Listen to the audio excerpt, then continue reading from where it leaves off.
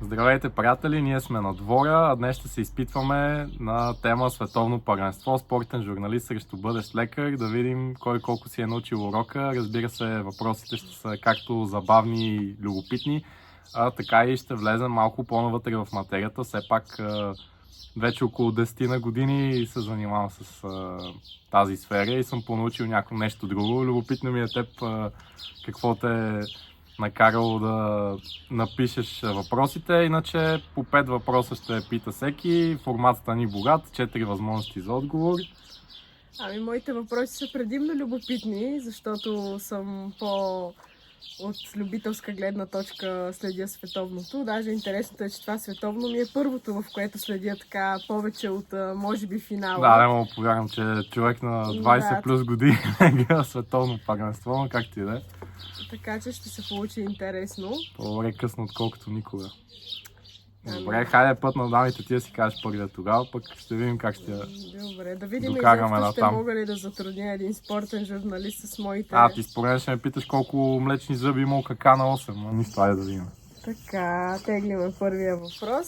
И първия въпрос. Кой мач от историята на Мондиала се нарича чудото на Бело Оризонте?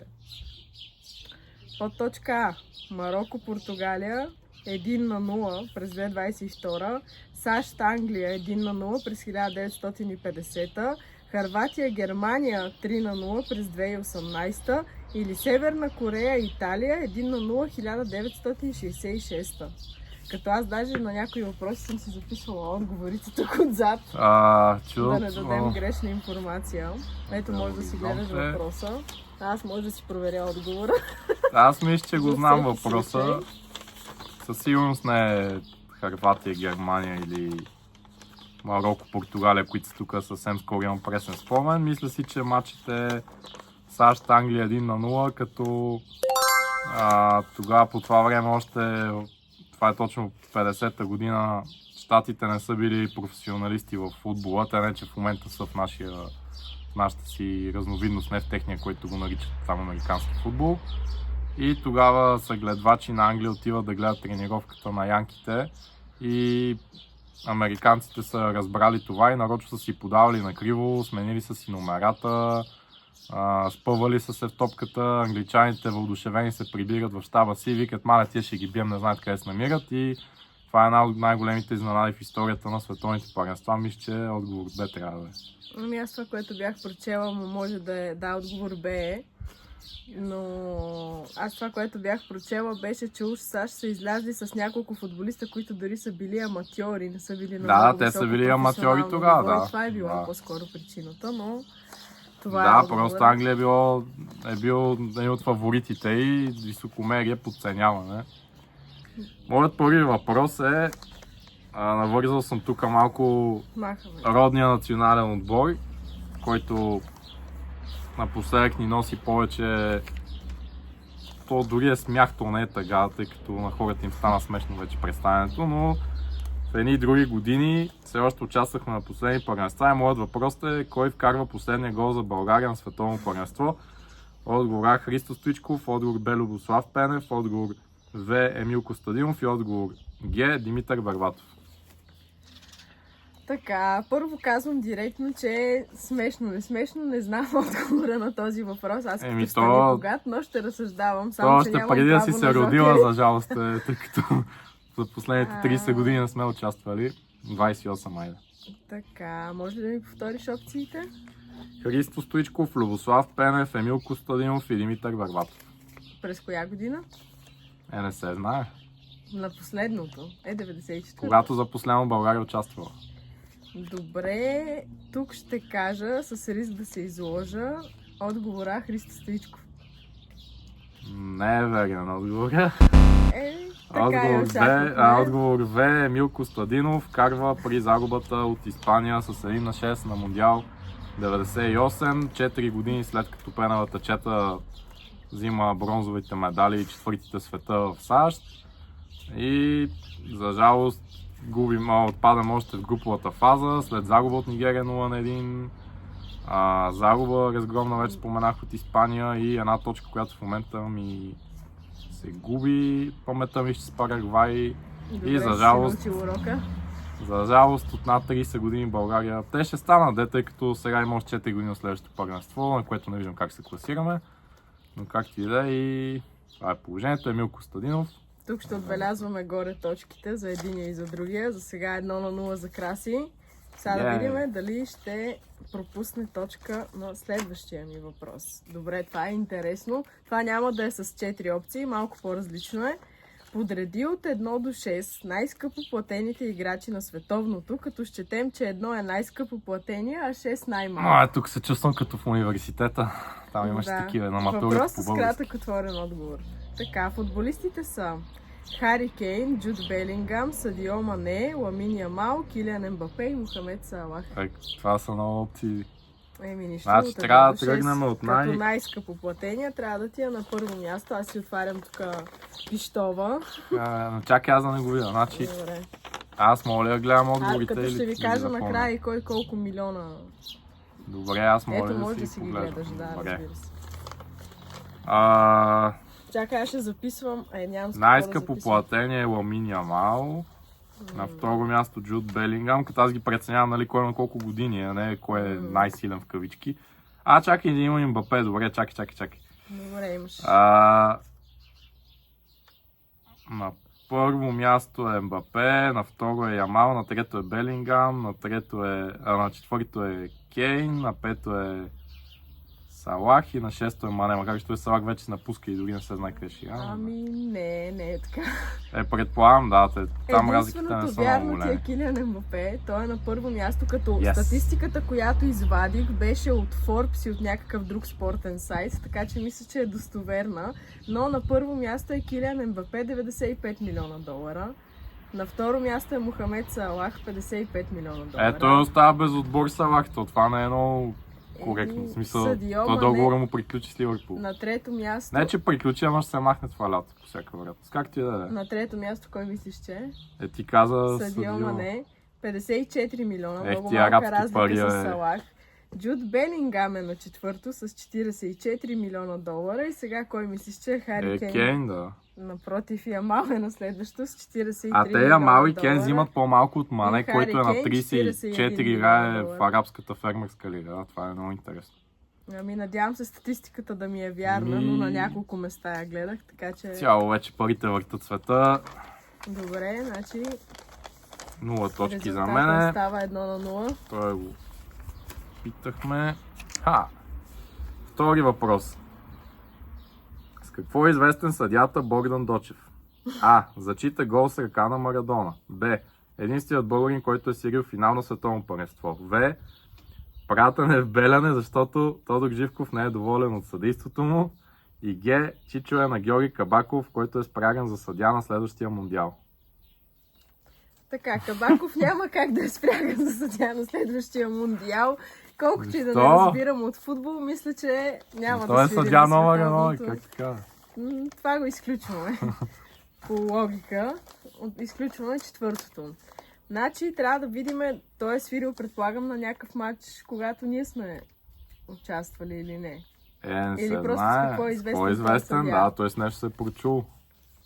Що ме е в обсега на световното нашия курс, значи би трябва да има нещо общо. Добре, почти ми първите три опции отново. Зачита гол с ръка на Марадона, единственият българин, който е свирил финал на световно първенство, или е пратен в Беляне от Тодор Живков, защото не е доволен от съдейството на мундиала. Като знам какви времена са били, не е изключено и отговор В. Обаче пък чак да... да е единствения българин, който е свирил финал. Дали българин е свирил финал? Това също май бих го изключила. Сега между отговор А и отговор В. Дали е зачел грешно ли беше гол на Марадона, или е пратен в лагера заради неадекватно съдийство. Мисля, че отговора е верен. Да, верно. Това ли е? Да, Божията ръка на Марадона. Браво! За щастие не сме живяли в чак толкова скандална държава, че да пращат хората в Беляне за съдейство и това, ако се бе случило, нямаше в наши дни съдите си правят каквото си искат, но това е друга тема. За Кабаков си го измислих, финала си го измислих и зачита един гол с ръка, който в последствие е наречен Божията ръка. Ето така му идва топката. повечето фенове го знаят футболни. Всъщност той е страничният съдия, ако трябва да сме напълно коректни, и нали, главният съдия тогава гледа страничен дали дига флагчето, следователно той не дига флагчето, тогава няма вар такива работи, естествено, когато Аржентина елиминира Англия. И той съдията не е успял да види ситуацията, защото приема на 40 метра, погледнал е, никой не му е сигнализирал нищо. Следователно си е помислил, че просто Марадона вкарва с глава и така се ражда мита за един от най-емблематичните голове в историята на световните първенства. Дали е имало някакъв отзвук? И печелиш има, той още даже наскоро пак имаше интервюта, дето той казваше, че... В смисъл не наскоро, не може да съм попаднал и преди години. Той казваше, че бил главният съдия виновен, там разменят си... Дали естествено той отнемат му съдийските права и тем подобни наказания. Така, остават ни още 3 въпроса, да видим кой ти се пада. Добре. Така. В кой отбор на световното тази година, 2026, има най-много съотборници на клубно ниво и от кой отбор са те? Германия, Англия, Португалия или Испания? Тук пак трябва да си направя справка. Германия, Англия, Португалия, Испания. Значи Германия половината им отбор е от Байер Мюнхен. Да, те са много близки. Това веднага ми изкача. Значи Германия, Англия не е със сигурност. Там са 3 от Ман Сити, 3 от Арсенал или 4, един резерв, как ти иде. Значи това не са със сигурност. Защото имаше титуляри на Байер Мюнхен, 5 в последния им матч. Испания също не. Там Реал имат един, само и те сега го взеха това лято. Барселона няма толкова. И кои бяха? Германия и кой? Германия, Англия, Португалия, Испания. Португалия, значи Германия. Португалия силно смята. Техните отбори са чак толкова силно. Германия, Байер Мюнхен. Може да помислиш пак, аз като Ники Кънчев на началните въпроси. Това е, няма кое? Германия. Германия. Ами всъщност не ти е верен отговора. В състава на Португалия в Мундиал 2026 има цели 4 играчи от Пари Сен-Жермен. И това са Витиня, Жоао Невеш. В Германия имаха 5 от Байер Мюнхен. Последния матч.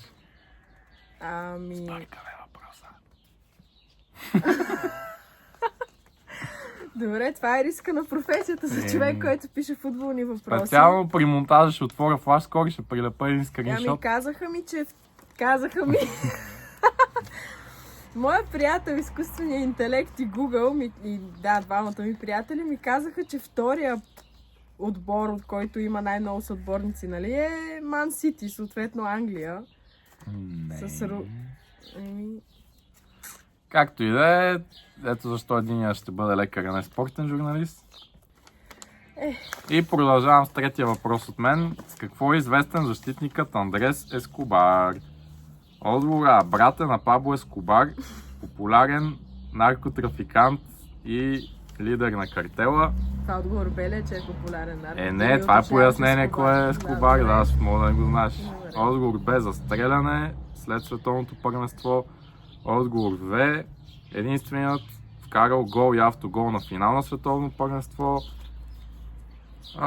Чакай, че пише с краката си. Отговор Г. Платено му от съперника да си отбележи автогол на световно първенство. Няма как да се докаже отговор Д. Изключваме го. Мисля, че не е никакъв брат на Ескобар също. Това е както с Кабаков одеве. Ти си го измислил. В твой стил. Ето има толкова много пари, че реално мога да си плати, ако искам му вкарат брат в национален отбор. Аз не мисля, че Добре, другите две какви бяха? Застреляне. Да, и единственият футболист, който е вкарал гол и автогол на финал на световно първенство. Мисля, че ето това е отговор. Единственият футболист, който е вкарал и гол и автогол. Всъщност е бил застрелян 5-6 дни след като, може би, не съм сигурен колко дни, застрелян с 6 куршума на паркинг, тъй като си отбелязал автогол и както знаем, да, той е свързан с картела, който реално отнел живота му, тъй като не са успели тогава убийците да преживеят, че отпадат, един от най-силните златните им поколения отпада. И за нещастие футбола, това е една от най-мрачните истории, когато е отнет човешки живот. Той между е легендарен. Има мрачна история. Те има много мрачни, да. Легендарен защитник, абсолютно неволно, нали, това си го измислих, че са му платили. Нали, едва ли някой би взел пари, като знае какви хора го чакат обратно в родината му, така че това е една от любопитните истории, които ще стане в аналите на Мундиала и да, отговорът ти беше грешен, но беше много близо, така че пак бонус точки. Всъщност как ли са точките в момента, трябва да сметнем после. Какво стана с моя грешен въпрос? Там едно Значи, на едно. тук ще визуализираме камбанката, тук точките, отдолу коментари и така. Да, ще видим кой ще обработва и ще визуализира, но ще визуализира. Който загуби обработва. Мотивирах се вече. И така, с моят следващ въпрос, вече научихме за Ескобар. Светла му памет на момчето. Кой е първият футболист, карал гол на 6 мундиала? Ето нещо актуално. А, Пеле, да, има части как ще е актуално. А, Пеле. В. Лионел Меси. В. Кристиано Роналдо или Г. Лука Модрич? Модрич го изключваме. Не го подценявам, не казвам така, изключваме го в този смисъл. Модрич е много голям. Ти каза, че е актуално, с което малко ми подсказа. Така че боя определено е между Роналдо и Меси. Да, то винаги е между тях двамата. Тъй като каза, че е актуално, аз началото казах, че това е първото световно, което наистина следя. Доколкото си спомням, актуално наскоро беше, че Меси направи хет-трик, нали така? Или какво направи? 4 гола ли вкара? 3-4? Кара хет-трик, да. Да, хет-трик, така че мисля, че отговорът е Меси. Не. Аз с такава... Кристиано Роналдо е първият футболист, който е вкарал гол на 6 мундиала. Меси е участвал явно на 5. Той подобри друг рекорд за най-много голове на световни първенства. Но, както знаем, той е с 2 години по-млад и очевидно участвал на по-малко. Но и на двамата това ще им е последното, освен ако не решат на вече наистина до столетна възраст да участват. Аз този въпрос ти го зададох, честно казвам, да направиш 50-50, да видим дали ще оцелиш Меси и Роналдо, тъй като и двамата изпочупиха сумата и рекорди тук тия дни. Обаче... Ако не се беше изпуснал, че е актуално, между другото щях да заложа на Пеле сигурно, обаче... Ето, за втори пореден въпрос и много близо, tu се чудиш между едното и другото, избираш грешното, така че може би на петия ще успееш да изравниш резултата. Не ми е интересно ти какво си подготвил. Да видим твоя предпоследен въпрос. Колко най-много гола са отбелязвани в рамките на едно полувреме на световното в неговата история? Подточка А 16, подточка Б 11, подточка В 9, подточка Г 12. 16 гола за едно полувреме. Не ми се вижда много адекватно. Те колкото и да са от тия отговори, пак е изненадващо и пак са много. Другите кои бяха? 9, 12 и колко? И 11. Те са близки, естествено.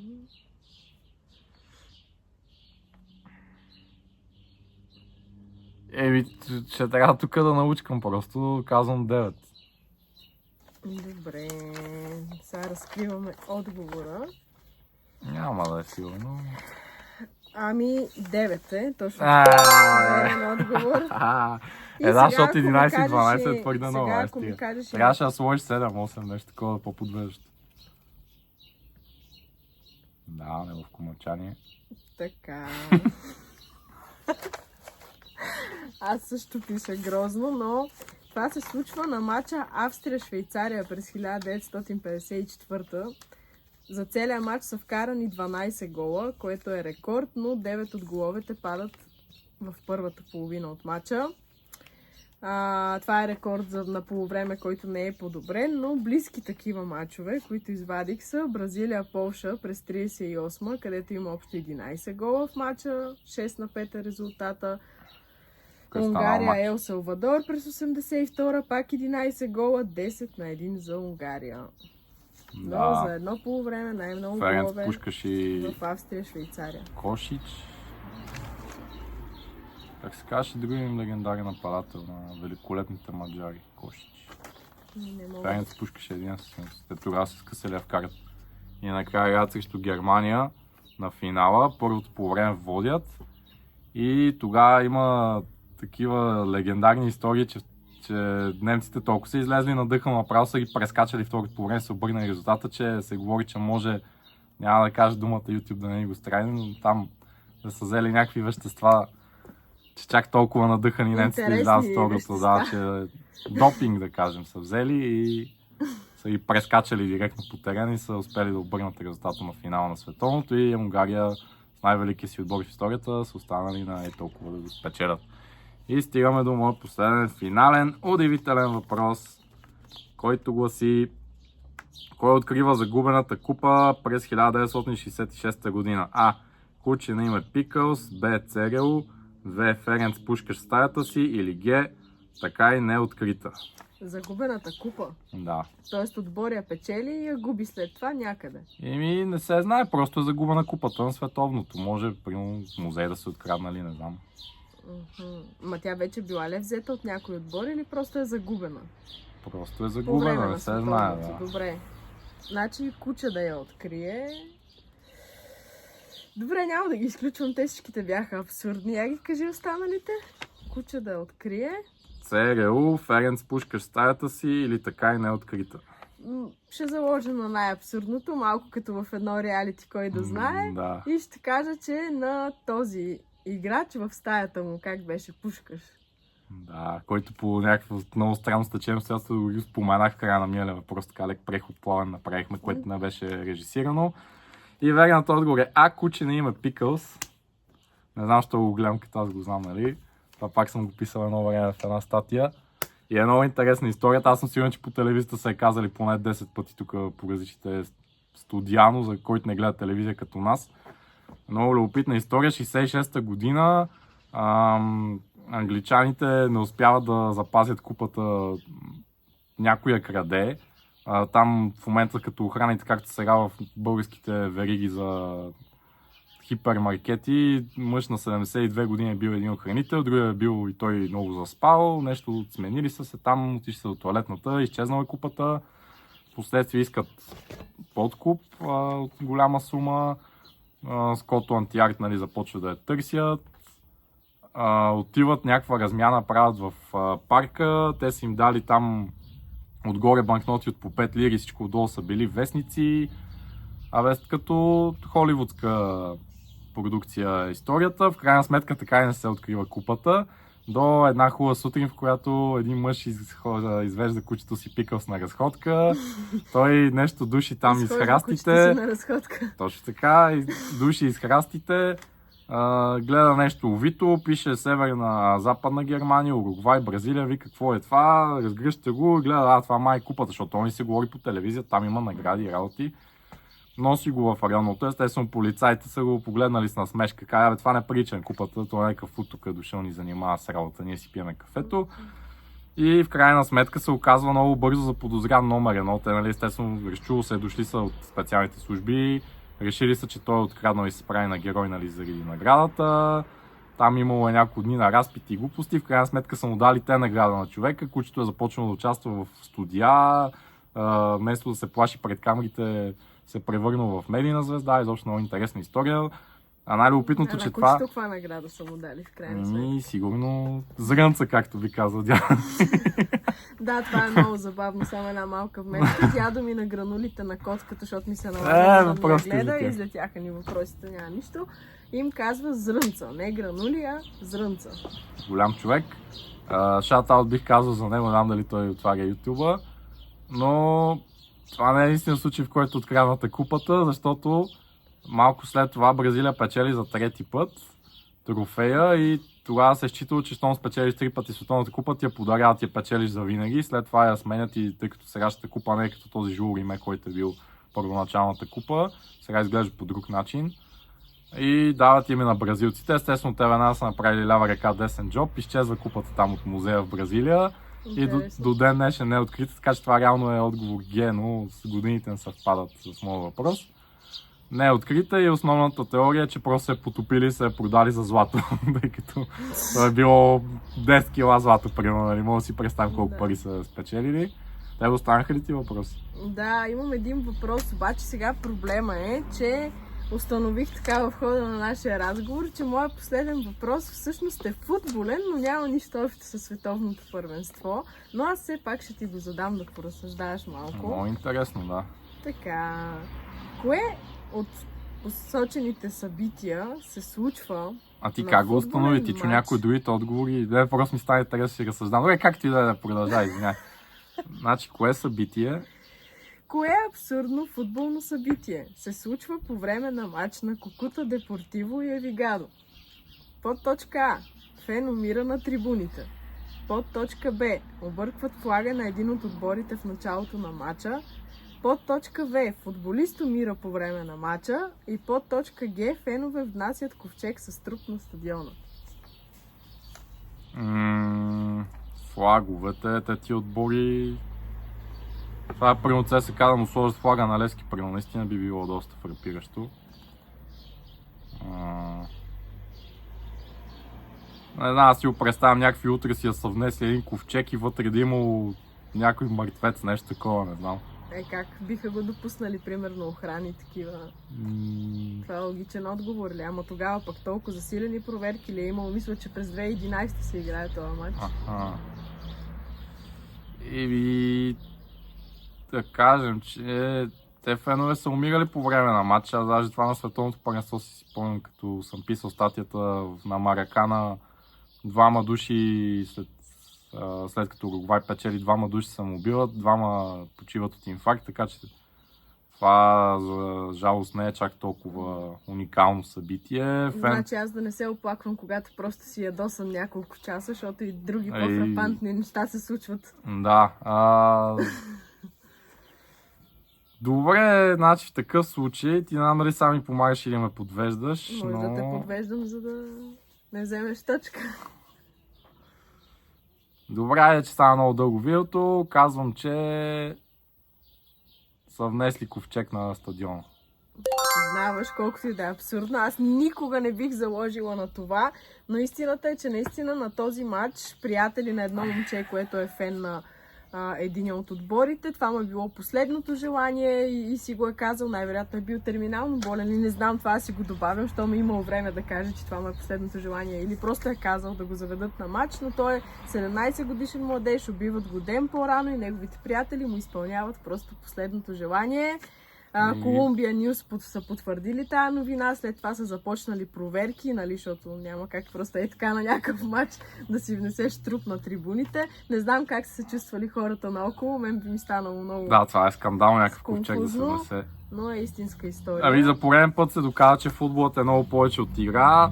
За тези от вас, които са останали до края да изгледат, също ги признавам, тъй като тук сме скълпили на двора импровизиран батъл, но ще ни бъде интересно, ако имате някакви препоръки за следващи издания. Разбира се, някой от тях ще на чужд терен ще трябва да гостувам аз на медицинска почва. Да, така че може да има някой батъл на... Това беше от нас със спортната рубрика за за световното първенство. И ще се радваме да ни препоръчате, да ни кажете къде правим някаква грешка. Дано сме били забавни. Ако Чао! ви е харесало, може да коментирате, да харесате този клип и да се абонирате за канала. Чао!